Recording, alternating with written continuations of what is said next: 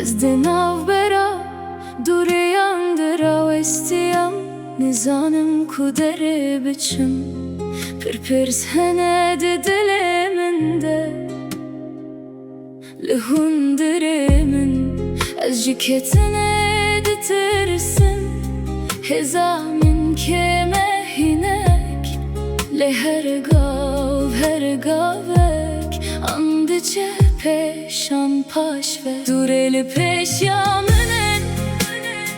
ez nedibînim zelal Çi dê bibe çi dê bimîne her dem heval Jiyan dijwar e lê ez nekarim bimînim li vir Divê ez biryar bidim û herim li rêya xwe Belkî tu rê bi tevahî nexelete Tenê bila herim ez ê xwe